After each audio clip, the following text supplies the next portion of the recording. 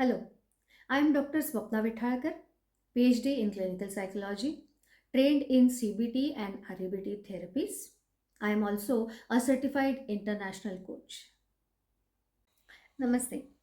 इस वीडियो में हम देखेंगे कि सेरोटोनिन किस वजह से कम होता है या बढ़ता है और कम होने से या बढ़ने से हमारे शरीर के ऊपर उसका क्या असर होता है।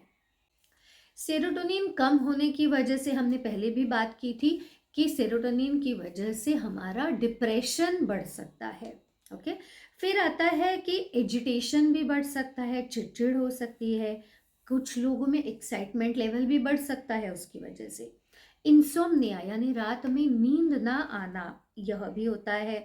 कंफ्यूजन होता है, एंजाइटी होती है, ट्रेमर्स होते हैं यानी हमारे हाथ पैर कांपने लगते हैं, hyperreflexia, myoclonus, hypertonia, vomiting, hyperthermia, इतने सारे अलग अलग है। मुझे तो कई जो मैंने रिसर्च पेपर में देखे तो कई ऐसे प्रॉब्लम्स हैं जिनको तो मैं प्रोनाउंस भी नहीं कर पा रही थी, उनके बारे में मुझे कुछ इन्फॉर्मेशन भी नहीं थी, तो इसलिए मैंने उनको लिया ही नहीं इस लिस्ट में। पर बहुत अलग अलग हमारे शरीर के ऊपर परिणाम होते हैं अगर सेरोटोनिन कम हुआ तो।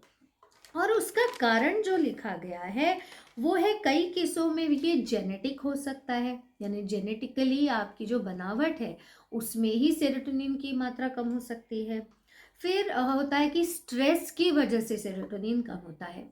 आपको पता होगा कि स्ट्रेस जब आता है तो हमारा कॉर्टिसोल का लेवल बढ़ता है, और कॉर्टिसोल जो है वो हमारे डोपामिन और सेरोटोनिन इन दोनों न्यूरोट्रांसमीटर्स को कम करता है जब कॉर्टिसोल बढ़ता है। इसलिए स्ट्रेस में आप ज़्यादा दुखी रहते हो, आप हैप्पी नहीं रहते हो, आपको मोटिवेशन नहीं रहता है किसी चीज़ का।